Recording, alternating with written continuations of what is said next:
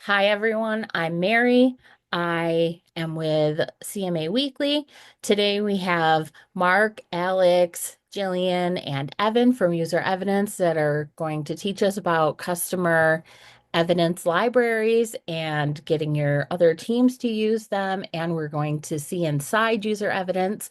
And with that, I'll hand that over to the User Evidence team. Awesome.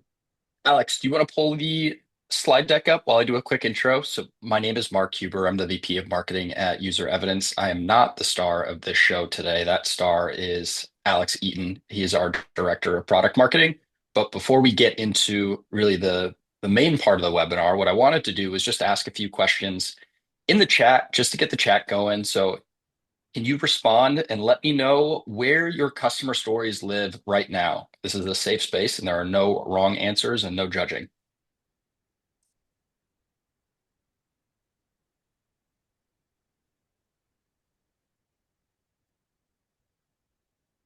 See, two websites, three websites, a lot of websites. The first Google Drive, I thought I would have seen more of those. Airtable, Confluence, OneDrive, where all the customer evidence goes to die. Uh, Love it. Some really good responses, and I'm seeing some things all over the place, which is great. Some sales enablement tools. And the answer that I was hoping to see that Mary responded back with was spreadsheets. I can tell you firsthand that I basically lived in spreadsheets to do this sort of thing in past lives when we didn't have sales enablement tools. So love to see the chat going off already. Alrighty, next question. What is the biggest challenge that you all are facing right now with your customer stories?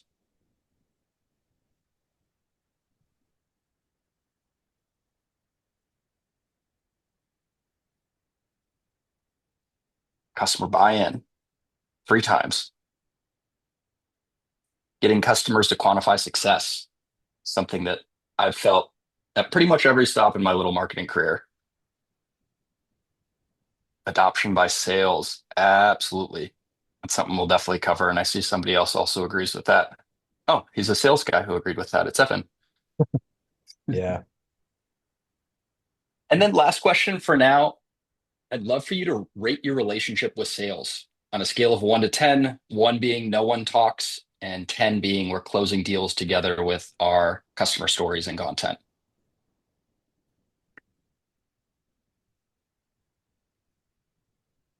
Morgan, we're going to help you with this webinar, I promise. And Moni and Jill, we'll get you higher from a 4. If y'all are willing to share some details too, if there are specific pieces for why you think that is, right? Would love to hear that so we can speak to that. Because that's been an extremely important part of what I've done for the past like 7 years is work with sales teams. So I'd love to hear, are there specific pieces I can speak to as well during this hour to help y'all out with that? And then while everyone's chiming into the chat, we just wanted to say that everything that you're entering in the chat right now and you're saying and letting us know is not surprising. We've seen it ourselves, we've experienced it, whether you're struggling and wherever you're struggling, it tracks with what we've seen in our own original research report and some of the data that we collected this past fall. There's a huge disconnect between what buyers need and the actual customer evidence that marketing teams and customer marketers are actually able to provide. So if you haven't seen this before, I'll drop it into the chat. We did our first own original research piece last September, and it was called the Evidence Gap Report. So if you've been following along with user evidence, you've probably or hopefully noticed that we've started to name the problem being the evidence gap, and it's something that we know B2B marketers and customer marketers can relate to. And within this report, we tried something a little bit different. We actually surveyed 3 different groups, being B2B buyers, B2B sellers, and B2B marketers. And we tried to ask them the same questions, as many as we could, to just see, are people on the same page? Are they not? Where is this disconnect? And there was a ton of really good stats and alarming findings that I think we uncovered in that report. But really, the biggest one is 67% of buyers need relevant proof points, but 67% of sellers say they don't have them. So that is something that scared us in a whole lot of ways. I think it's something that we've experienced, and most importantly, we want to help you with, whether you're a user evidence customer or not. And we'll talk a little bit more about the evidence gap today because buyers need proof, and sales teams just don't have what they need right now to increase buyer confidence and close more deals. It's absolutely a real issue, but we're here to tell you that it's fixable.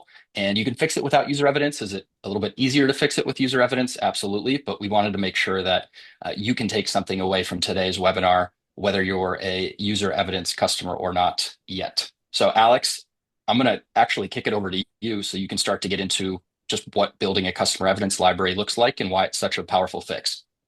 For sure. And seeing those stats on that last slide, from what we've seen in the chat and what we've experienced with our customers, it sounds like a lot of that is aligned with what your answers are. But also feel free to challenge us throughout this. Feel free to hop and chat with questions or things you may not agree with. The goal for this is to be open. I don't want to just talk at you the whole time and run through a bunch of features. My goal is to talk through this issue with you, right? Of how do we get a sales team involved?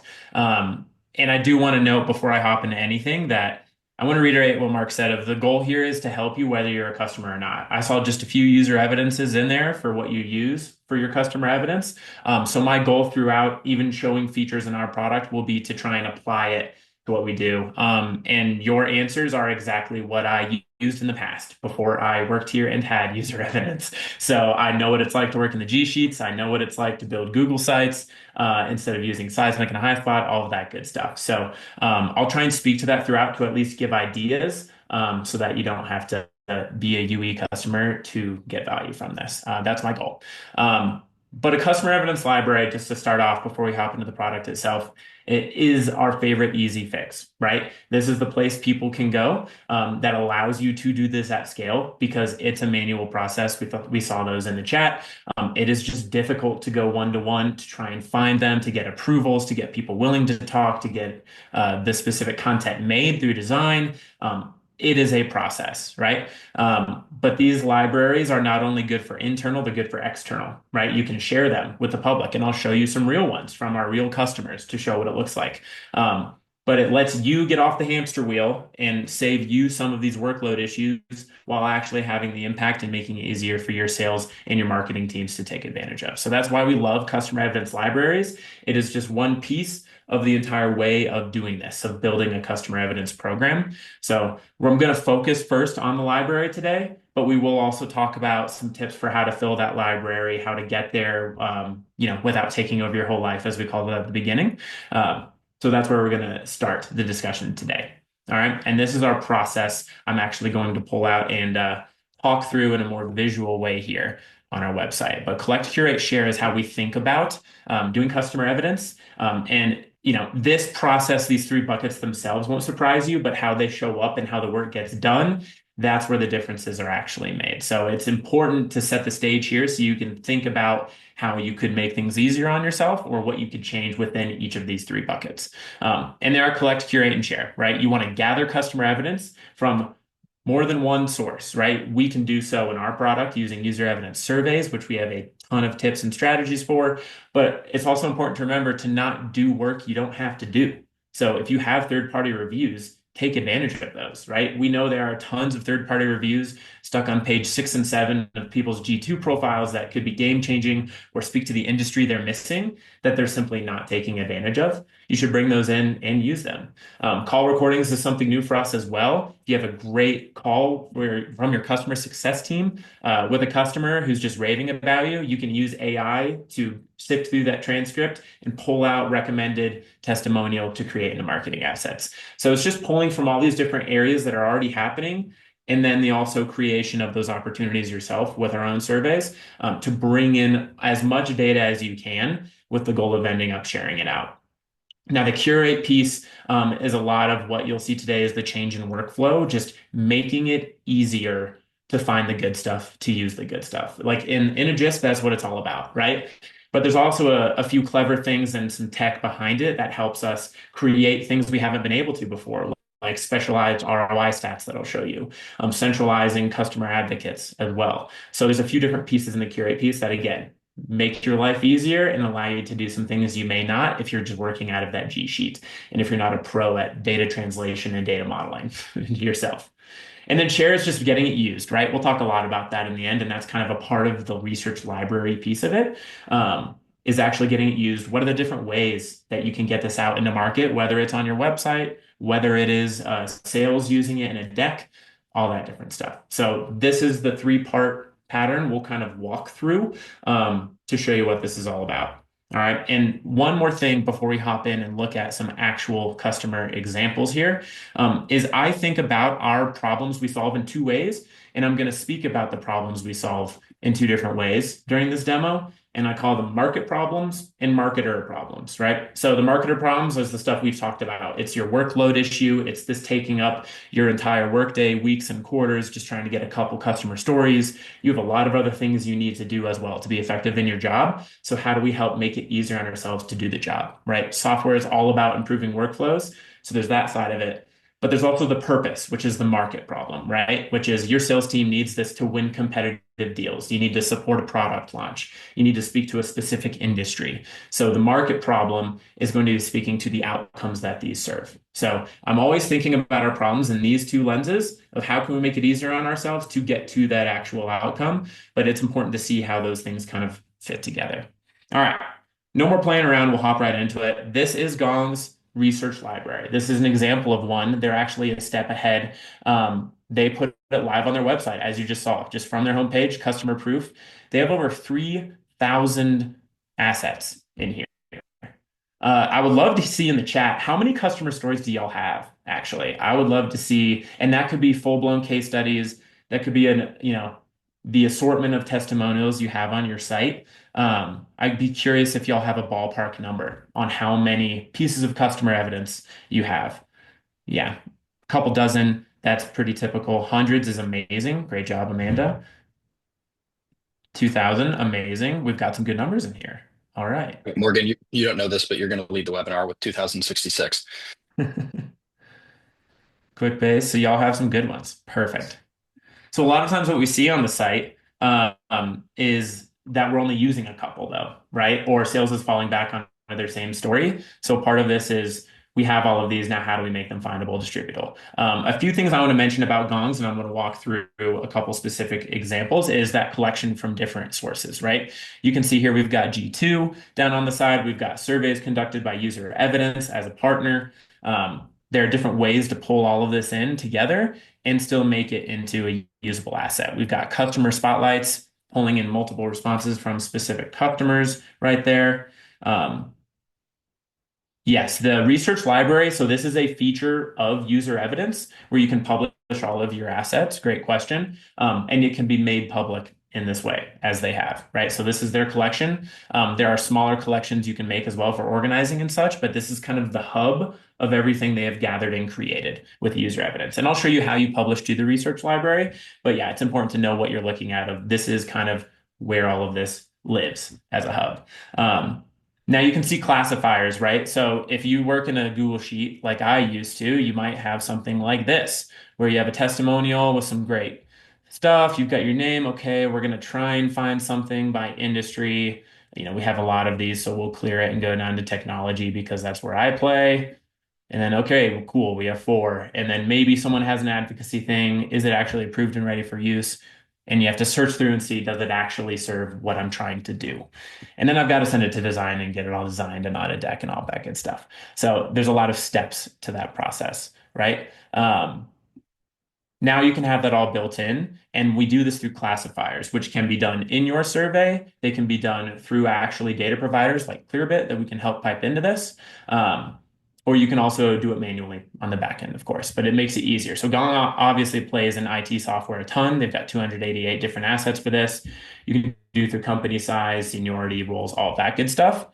And then you've got a bunch of different asset types as well. And this is where you start to see you're making it easier on your team, whether this is internal or external, to find the assets and the relevant evidence they need. So they've got stuff supporting a new product launch. They've got stuff supporting specific outcomes that their products help serve. They've got stuff going against specific competitors. And there you see a lot of the different use cases.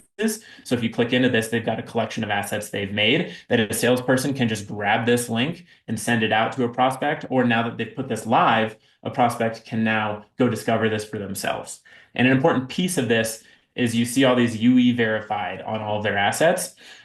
It's important to know that a big part of this for us is third-party verification, and with trust in general for a lot of customer evidence, right? Especially when it comes to something like what HackerOne does, where you've got anonymous survey support, right? Not everyone, especially in industries like cybersecurity, they don't want their names to be put on, or a lot of big Fortune 500 companies don't like their names put on it. So how do you actually get customer evidence that is trustworthy? We serve as a third-party research partner just as much as we do a software platform, which means that everything that is collected and created through our system is verified as true by us as an independent third party. So you can do anonymous surveys like this. You've probably seen this on G2 before and things like that, where it will anonymize it, but you can still use it in tight-lipped industries and things like that. Another piece I want to walk through real quick with HackerOne, because they've done an awesome job of it, is how you actually start distributing this as an asset that you could put on LinkedIn, on your website, whatever. You can export all of these, including stats and others, to different types. You want wide for X, Instagram, all of that good stuff, LinkedIn, different formats. And this applies to a lot of the different pieces, but design is really important to a lot of our customers, right? You want to fit your brand. It needs to look good. So there is design built into UserEvidence as well that you can do very easily, like a Canva-like editor, or you can go super custom. You can get your design team involved once instead of for every single asset to build the template that you can then distribute all of your customer evidence through. So you can see you can keep these super on brand. Get them into PowerPoint slides, get them all over where you need to, whether it's your website, campaign, slide decks, etc. A good example of a slide deck as well, because we can dynamically map the content to a slide deck, is what Salesforce did. So you can see here an example of a deck Salesforce built with us from a testimonial they gathered with us. All right. Alex, real quick, there was a question around how you get the permission to basically get someone to go on the record or share anonymously. Can you kind of Yeah, share how that happens? for sure. In the survey itself. So you just ask for it. So you have couple of these here at the bottom you can see. This is in one of our test accounts, right? We like to recommend putting this type of question. Hey, are you willing to let us use your name and company in published research? You tell them how it would show up, and then you can say, no, keep me anonymous. It's very simple. That applies the anonymous tag based on the classifiers we have, like you saw CTO at blank company. So it's very simply a part of the intake process. And then you can see we gather other information, or you can with UserEvidence as a part of that intake process as well for customer advocacy activities, getting people to willing to post a review on G2, longer case studies, all of that good stuff.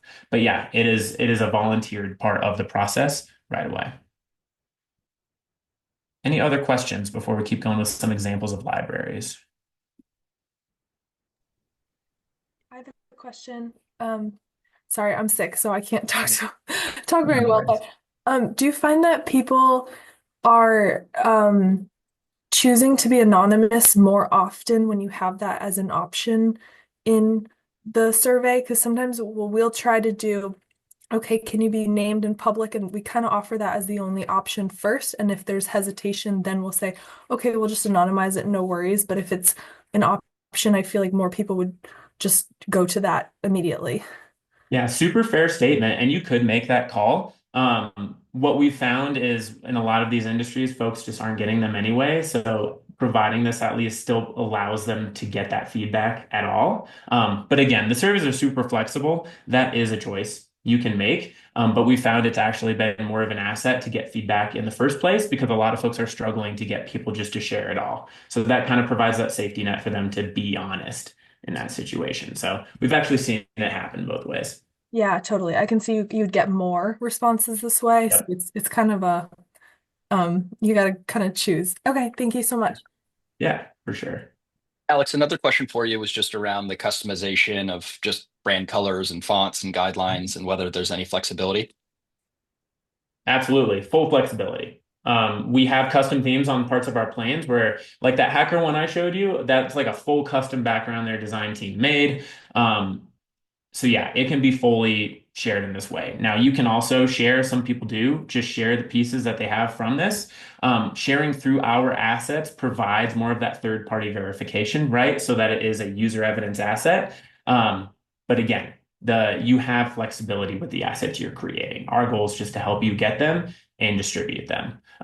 We have citations and things you can do. As an example, we've shown testimonials so far, but we do a lot of other things, right? ROI stats, full case study is available on the platform. This is Bill.com's actual homepage. They have gathered a lot of ROI stats from their customers using user evidence, and they have cited us here at the bottom, right, as an independent third-party firm. So if that third-party verification is super important for the trustworthiness of what you're sharing, it is much more important with ROI stats than it is testimonials, right? People still have some trust around testimonials and what customers are saying. ROI stats is a whole different ballgame.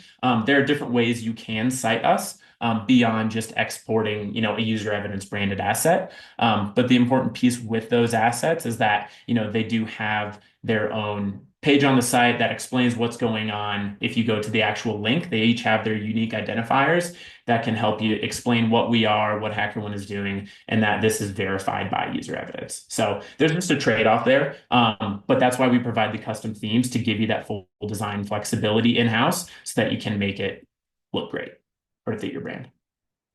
And I saw a question about response rates as well. That is a big one related to Collect. There are a bunch of different strategies for response rates, but around a 10%, 20% is really good, is what we typically see we can get. This is why we like to say we fit really well with customers who have at least 500 end users that they can survey from, because that still gives you 50 assets, which is a great number and provides some good breadth from a survey send or from a campaign that we run.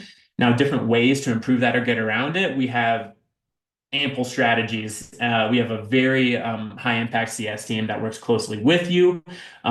They like Ian and that team more than pretty much anyone else in the company. Our customers constantly rave about them. But they're there to help you. Survey design is a huge thing. I saw something about when can the survey be shared? Whenever you want. And that's massively important to the success of your surveys.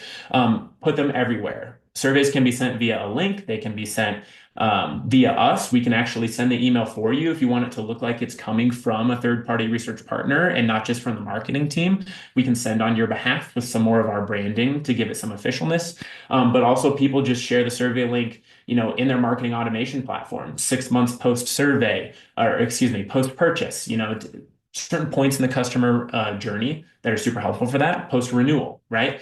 Points when they'd be most apt to give you that feedback that you want. You can put them anywhere. We have a ton of tips and strategies for that. And we have resources. Again, you don't have to be a customer.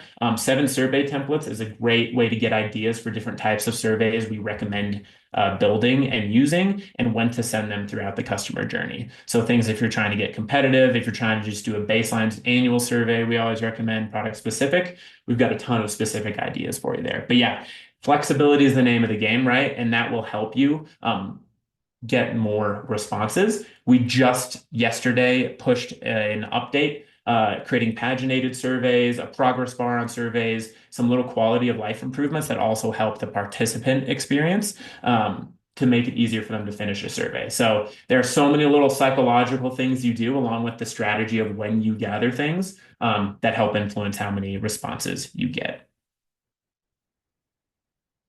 All right, cool. Lots of great questions about how this works explicitly. I'm going to keep going through a couple more use cases, and then I'll start to show you the back end of kind of how you fill out a research library.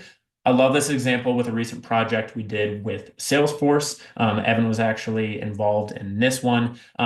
Highly competitive market, right? HubSpot's going after them hard, so they wanted to do a project to figure out how can we position ourselves against them. And so they ran a survey and were able to gather assets specifically speaking to customers' experience with HubSpot, right? These are, again, this one is anonymous, but it's gathered through us. It's third-party verified. They can now use that and distribute it to their sales team. Another cool thing they did is provide stats to help position them against it. And again, this is where third-party verified is important, and also where it's more than just gathering testimonials, right? through how you set up survey design and the questions that our team would help with, you can then get actual ROI stats related to your platform that are verified that you can share. So 41 of these Sales Cloud customers saw an average reduction in time to close, which is their key metric that we can work with you on, to 13 days, right? Super important for them to be able to share that across the sales team as an outcome, right? Especially in high consideration sales processes, you have to build a business case to get the budget these days. And ROI stats are a huge way to do it. And there's been a huge gap in the past between what ROI stats have come from and what they can be and how they're used up until now. They've also just been really hard to get. So that's a cool use case competitively that Salesforce is doing. And let's take a look at us. Why not, right? So I built this little microsite in 3.5 minutes last night, I would say. Why customer marketers love user evidence. I just went into our asset library and filtered and grabbed a bunch of our favorite customer marketers who had some of these. I pulled in some of our stats as well for return on investment. And I do actually want to show you something cool with that stat later on, as well as some research we've done, visit video testimonials from Jane, who's one of our favorites at Gong. So you can see from the customer story we just saw on the research library. But this is something I want to call out that I've been thinking about a lot lately. And I know with customer marketing, there's a lot of focus on the stories themselves, right? And what you are providing to sales or for the marketing pieces. Research marketing is a really interesting use case for me with user evidence, and I am going to steal 30 seconds to talk about it, even though it's not a core use case because I love it. And I was sharing some of it on LinkedIn the other day. There are many opportunities to show yourself as an industry leader through the feedback you get from your customers or to learn from it beyond just saying how much they love your product, right? Things like this from our pre-onboarding survey, all the feedback you get around what folks are doing, right? Benchmarking data from your customers for how they're doing a job, what they're struggling with, are things that you can use in your marketing to talk about the problem space that you solve, right? So for us, it's the evidence gap, and we've done a lot of research to support that. And we're also gathering things like this to show what people are worried about, right? And so for me, I posted on LinkedIn yesterday with this, a branded version of this table saying, hey, a lot of people just have the basic gap still. They just don't have enough. And we have the data to prove it from our actual customers. Our most recent 40 customers is what this was pulled from. So the use cases for the data you can get are endless. That's what our team is here to help with. But I love when you can talk about the problem and own the solution at the same time. And this is a great way you can do that through the feedback you can get from your customers. So that talk about when our survey is done, what can you include them? It's ultimately flexible. But a microsite is an example of a specialized collection to make it easy for your team to find those resources. A salesperson could, if we're selling into customer marketing, they could grab this link and share it with you, and you can look through a lot of these results for yourself, right? And then filter them and do all that good stuff. There's demo CTAs, all of that. So again, parsable, easy to find, helping the team understand, what they have available to them is hugely important. And this is just an easier way to gather all of that together and then to make it into an asset you can actually use, right? Because there's different ways you get blocked. The discovery you get blocked, the creating an on-brand asset you get blocked when it has to go up to design. So now you can solve all of that with one trustworthy piece. Cool. So now I'm going to take a step back and we're going to go back into the core beginning part of the platform here for a bit. So if I hop over here, we have surveys, and I'm going to run through this quickly because the point is I want to talk through how you actually gather some of those pieces and how that affects your library itself. If there are pieces you want me to double down on, please let me know. But I showed the survey here, right? We have very flexible surveys. You can have testimonials, different sliders, matrix charts. You've seen some of the assets that I've already showed you based on these.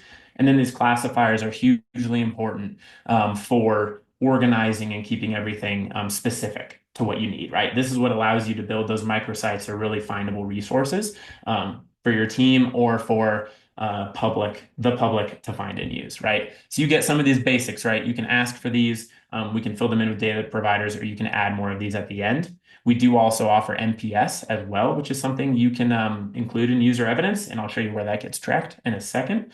But you just build these out. We have, again, a ton of expertise on How many questions do you use? Should you do a focused mini bite-sized survey instead of one big one? When do you send them out? A couple of our resources on our website are really helpful for that. And again, you can do these outside of user evidence, right? There are survey tools. The issue will be what I show you here with a lot of these curation pieces of having to go back and do that manually, right? So setting up surveys, you can use our resources to help set up those specific surveys. My recommendation for you to start would be get one baseline kind of annual type survey for customers. And then from there, that's when you want to go in. After that, getting the baseline of, you can figure out the baseline pieces of testimonials and NPS and different pieces like that. From there, you should get more specific over time for specific pieces. I love a post-renewal survey. I love a new purchase survey that talks about what competitors they switched from, and I'll show you exactly why I love that right now. So if we go into the Explore Responses piece, this is where the curate portion comes in of finding better pieces. So you can go by your survey, you can go by testimonial, and we have pieces to make it easier for you, right? You can filter by sentiment analysis, which is AI finding a specific testimonial that is really good for you, right? That you can create into an asset from there. Little workflow pieces to make it easier. You can search by who is allowing versus who is anonymous, right? Or you can find by specific participants as well. So lots of different ways just to make it easier on you to find the good stuff that you need. But another curate piece that goes beyond the spreadsheets is this ROI stats question, right? They're just hard to get. ROI stats for me in the past have been trying to get survey questions together and then working with our data team specifically to dig into our product benchmarks and finding specific product triggers that we can create a calculation off of, and then trying to extrapolate that out. And then at the end of the day, hoping that people trust that what we're saying is true. And that is just really difficult and hard. And why do that when you can get it from the customers themselves? The big piece is that we also help with the data translation. So you don't have to go and put all the resources into a CSV and know your Excel modeling to make this happen. We do it for you in app. And I want to talk about something called cross-tabbing, which is where you can get really specific and really interesting. It's one of my favorite features in the whole platform, to be honest. So Boost Labs, right? For us, this is their value is increased conversion rates and prospecting emails, right? So they're simply asking, splitting up with the percent of increase, what folks are doing. You can see the percentage of folks who have that certain amount of increase, and then you have an overall average that we have created for you. All you have to do to create an asset is click the create asset to go to this screen, and this is where you can add it to your asset library or do what I love, which is cross-tabbing. So down here, I mentioned those classifiers earlier. Those are extremely important because those now also allow you to filter when you're creating the asset itself. It's not just for discovery, it's for the marketer actually creating that specific piece their sales or marketing team needs. So you can do it by industry. You can do all these things, right? So yes, we love industrials at Boost Labs. It turns out we actually have an 81% average increase in conversion rates for those specific pieces. We're taking all that survey data. We know who each respondent is based on the classifiers, right? And it will automatically fix the ROI stat to make it explicit for you. And then you can update your description to say, in the industrials industry, there's an average increase in conversion rates of 81.25%. And it's still a verified stat from UAB. The other piece I really love about this is you can actually cross-tab from different questions. This is why it's called cross-tabbing. So what I love for a competitive use case as a product marketer is we can go in and say, okay, what competitors did you evaluate? And people are telling us, all right, cool, this person switched from outreach. You can actually create the ROI stat based on which competitor they came from that response and get a customized stat for it, right? So you can say folks who switched from outreach have a 76.2%. 42% average increase in conversion rates. So it's all about specificity, right? That is what matters today because sales wants to fall back to their favorite story that's comfortable and that has worked for them in the past, even if it's completely irrelevant. And in a lot of larger companies we're working in and we serve at least, you're constantly going against a new competitor. You're trying to break into a new market or a new vertical, or you're launching a new product. And that creates that insane amount of permutations that you're trying to work against, right? And that is where you're constantly on that hamster wheel of we need more, we need more, we need more, we need more, right? And now you can start to see the flywheel create, right? So if you have through your marketing automation, you have automated surveys going out post-renewal, you have them going out post-purchase or certain time periods. You are constantly getting feedback in from your surveys. You don't have to, it's very hands-off, and you can just go in and find and publish assets that are relevant for your team, right? And we're constantly making it easier for you to discover. And all you have to do once you want is publish it to your library so it can go into the asset library portion. So those are some of my favorite curate pieces. Any questions on that before I go on more to share and we can discuss the dreaded working with sales? Awesome. Well, let's keep going then. And I'm going to do the dangerous thing again and go back into our specific asset library. Alex, Yep. Sander had a question. He'd love to see a sample email if you can get to that at some point. Sure. Yeah. I mean, they are flexible again. Let me see if I can pull one up from a used survey here. But it's usually just saying like intro copy, um, stuff like that. Let's see if I can just pull one up here real quick. Hold, please. This is what happens when you do live demos. I dropped a link in there if you wanted to. That Figma was a decent the invite email, I think is what we're talking about, right? Perfect. Doing the Figma. It's not that interesting. It's just like, hey, we love your feedback. There's a live one. I should have had one ready pulled up in my email account, but perfect example, right? Powered by UserEvidence. Some intro copy. We have control over this copy. Incentivization obviously is one of the tools to boost engagement that you have at your disposal that you can also do through UserEvidence. So yeah, there you are, Sander. But yeah, and then that goes to the link to the survey experience itself. Cool. Great question. And thanks, Evan.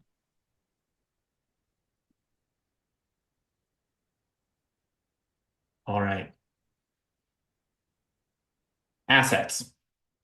This is the asset library, right? This is where you publish your assets. You can create microsites. You can organize by all of these data sources, by the specific classifiers you create.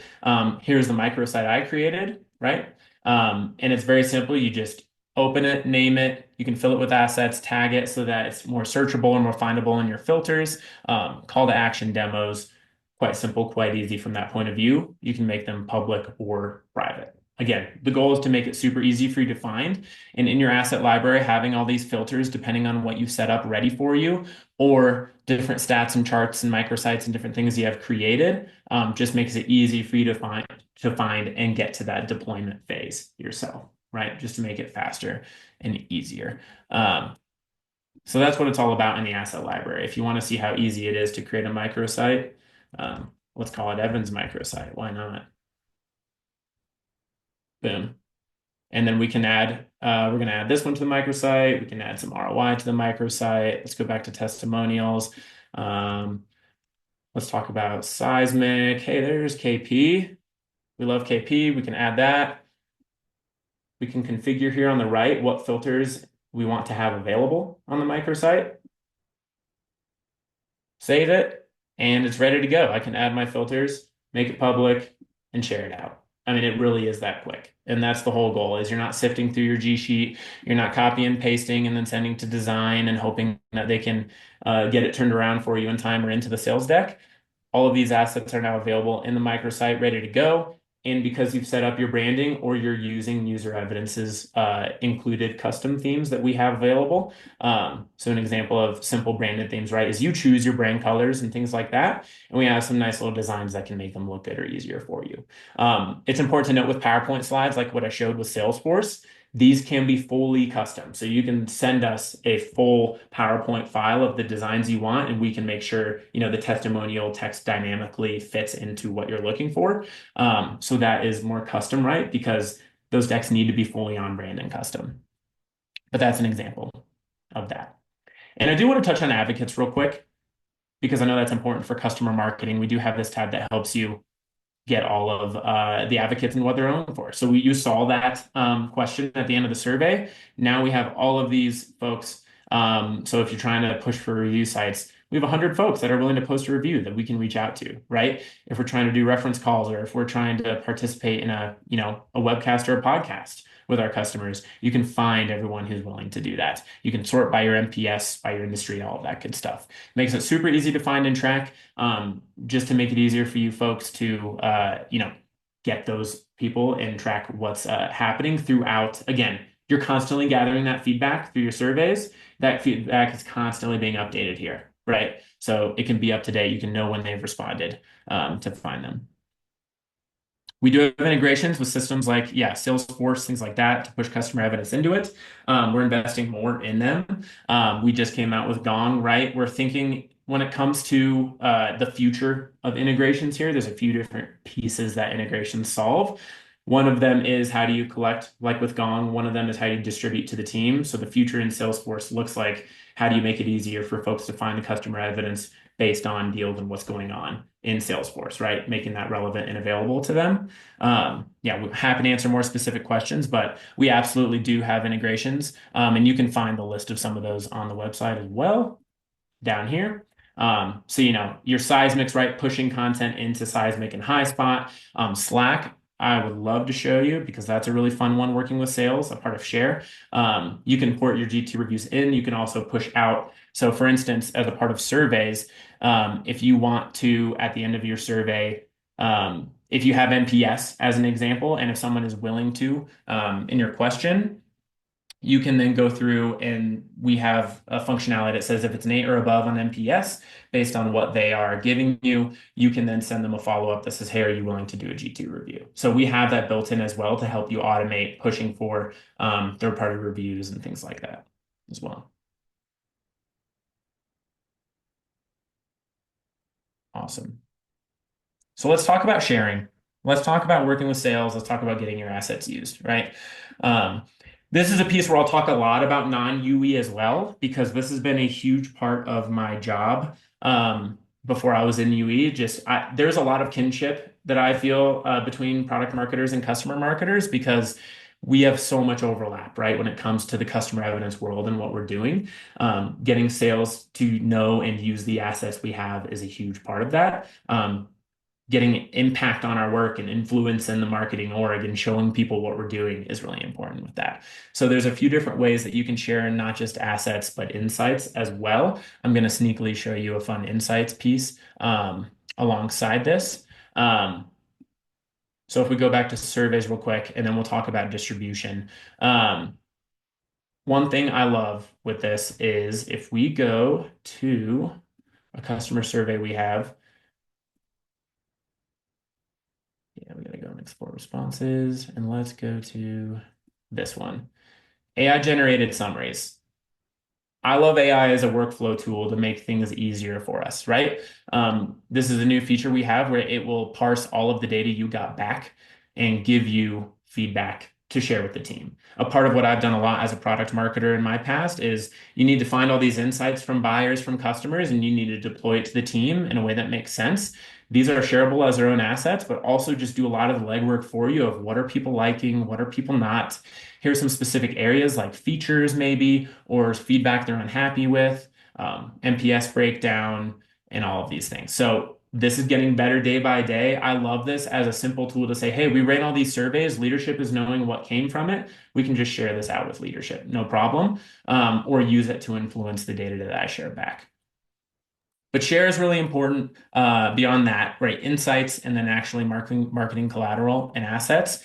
A big piece of this is on brand. So I've shown you through the design pieces, all of that. I want to just focus a bit of the end time on actually like how to work with sales tactically and things that I've done that are completely irrelevant from user evidence. But I will say to finish up the demo piece on this is that things like microsites, things like integrating with Seismic and HighSpot in your sales content platforms are really important just to make it easier. You have to serve it up on a silver platter. That's the best way to get it done. Having it on brand without you having to worry about design or having design worry about you is really important as well. That's why having these assets be shareable. And again, we have a bunch of different types like full-on case studies, things like that you can share.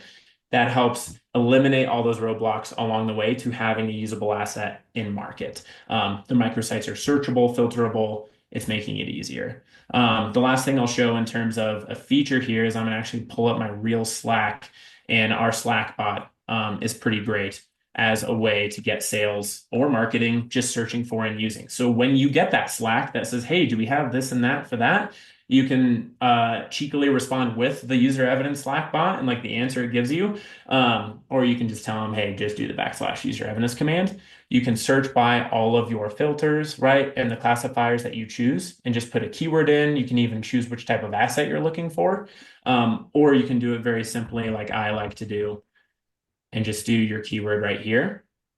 And boom, it searches your asset library and gives you these pieces, right? That you can then view in UserEvidence, share the asset and deploy it. Super easy. Sales doesn't have to have a login. That's another one of the ways that we make it easier for sales to do that, right? Alex, One more before you get way. into the sales stuff, there was a question around how you can import like existing reviews or other assets that you might have into your research library. Important assets you have into your research. Yes, we do allow other assets as well into the research library. Let me pop back and show you. Had to parse that question in my head for a second. You can upload PDFs. You saw that video we showed with Jane from Gong as well. But you can upload your own content within here. You can add your own classifiers to it to make it easily findable as well. Again, the goal is to be one-stop shop for you here, right? So it doesn't have to be created in UserEvidence to use it in UserEvidence. Does that answer your question? Feel free to follow up if there's a different piece that y'all are hoping for there. Cool. One more little piece on the sales front because I'm fired up about it, and then I'm actually going to stop sharing my screen for y'all, is this little bubble on the right. This is what we call Evi, and this is where you can give sales a login to your asset library. They can't mess with your stuff, don't worry, but they can access the assets, find what they need. This is a tool where you can search, do we have any testimonials about our G2 integration? And AI will help parse through your asset library. For those of you who have thousands of assets, again, another workflow solution to make it easy to find what you need. This will say, oh, sweet, we do have some testimonials around G2 reviews. It'll show us what we've got, and it will actually link to the specific asset in your library as well, which is huge because you're not just saying, great, I need to go find that now. You can actually click and open to it, and you're there. Awesome. All right, that's enough product for you. That's a pretty big run through of everything we've got going on right now. It is not everything, but hopefully that gives you a sense of some of the ways we help gather, make it easier on you, and then help you distribute those on-brand assets. Now, working with sales, there's a lot of tactical specific pieces I'd love to end on and then give a few minutes for questions. And this is one of the hardest parts because your reputation is so important in this. It really is critical, right? Like, do people trust you? Do people trust what you say is useful? You have to build that reputation for yourself from the start of your job, or you have to work to rebuild that reputation because if you are providing assets that you know are super useful, but people don't trust that or trust you, it makes it a lot harder. That's one of the hardest parts of our jobs, right? Is getting that respect. So that is one of those underlying things I always like to just make light of because it's true and it's real and it's there. And when you start a job, there's lots of things you can do to get quick wins, to earn trust, right? To buddy up with sales, to show you're there, to provide value and help out. Couple of my favorite things to do on that front are to find some, we do not have Microsoft Teams yet, just Slack for now, Megan, are to find your specific team of sales folks that you love, right? And that trust you. So buddy up with one or two ideally high-performing AEs who are at a level where they're willing to experiment, to try stuff with you. You can give them things, they can give you feedback. They can be kind of the guinea pigs that help you get more influence within the organization. So you can provide them some of those new specific stories you've been working on, and then you can, from there, show their success to the rest of the team and say, hey, this person that's at 120% of quota, ideally, is doing this and it's working, and help be kind of your word of mouth within the org, right? There's a lot of like diplomacy you can do there, but at the end of the day, it's all about helping those specific people. And especially in an enterprise company, it helps just to start with a smaller group before trying to gain the trust of the 50 or 200 person sales org right away, right? So there's some specific ways you can do that.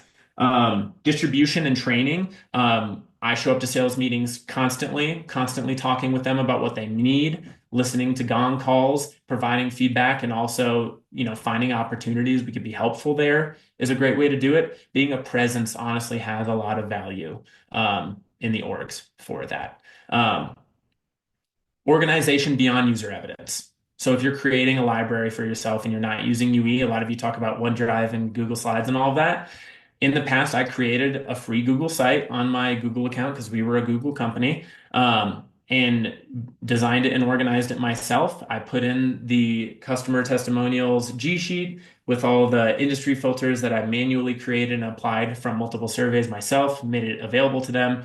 That's also where I share all of the other customer content that's available, right? So if you need to create a matrix of the actual full-blown case studies you have on your site, you can share it on that Google site as well. Again, it's super manual. It's hard to create any sort of custom filtering for yourself on those sites because you're not tracking each case study by classifier unless it's all just living in a Google Sheet anyway.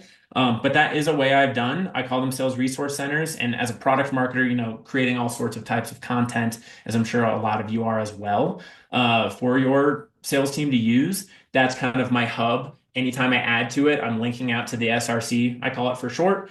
So they know that that's where everything always lies. And that's kind of the hub that you build momentum for. Because if they have a question, they'll start to know I can go there, I can get answers. But again, as easily available as possible is always huge. So I know we've got 5 minutes left. Done a lot of talking through, hopefully some tips that apply outside of user evidence, right? And resources we have available for you, but would love to take any other questions that y'all have with the 5 minutes we have left. And I'll take a drink of water.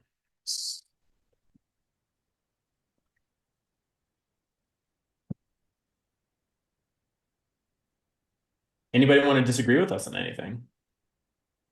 I believe, yes, there will be a recording. Yes, there will be a recording. You guys have done a fantastic job of answering questions. I think we had so many questions inserted there that it gave us a little bit less time to talk about getting other teams involved. But what other teams can we get involved in this? I know that there's the product team and there's the customer success team, but what other teams and what other like features or what is the usage that you see from other teams and how it applies to using user evidence and your customer evidence library? Yep. We call them producers and consumers for the platform, right? So our content creators are typically customer marketers, product marketers who are helping run the show here. And then our consumer or user types of personas are, right, sales, the rest of the marketing team. That could be demand gen, right? Using customer evidence and paid ad campaigns, things like that. As well as customer success, especially for upsell, cross-sell motions. If you're launching a new product that they're selling into a current customer base, having customer evidence to back all of that up is extremely useful, right? So all of those different types of marketing absolutely used throughout, and then sales and customer success explicitly for a lot of those upsell, cross-sell motions to support it are extremely valuable. But they use it in a lot of the same ways, right? And the availability is used in a lot of the same ways. So things like a Slack bot, if you live in there, things like Seismic or HighSpot, or just having that microsite available that you've structured and created, saying, hey, I know we're going after cybersecurity. Here's the cybersecurity microsite. You can pull from a specific piece in this you like for your slide deck that you're going to present to our customer you're upselling into, or you can just use it as its own asset to send to show, hey, here's a lot of verified evidence we have against it. Awesome. And let's see, Sanders said he'd love to know the stats on response rates for the surveys and what incentives work. I would say with the stats themselves, that's probably going to vary based on your customers. But I'm sure you have. Oh, Evan just answered. Okay. Yeah, just there's some out of the box ones that we use, like gift card drawings, planting trees, cleaning up coral reef. But good old fashioned $20-25 gift card, obviously does help. Big email blast, 5 to 12% or so is like average response rates. It's a lot higher when, like, imagine I was trying to get a testimonial about something specific. If I reached out to Mary on LinkedIn or Slack and just say, hey, like, I'd love feedback on this webinar or whatever, obviously much higher response rate with that one-to-one outreach. And can you talk about the difference between the internal and external library? I think that's based on permissions, right? Where it's just you get to decide who and what sees what content. Yep. If you want to be like Gong and put your research library front and center on your website and just show everyone the customer evidence you've published, that's great. But if you want this to be a microsite that you use internally that isn't supposed to be used for customers or things like that, or as a resource, you have that option to keep it private. That's all. So yeah, And I permissioning piece. have one last question.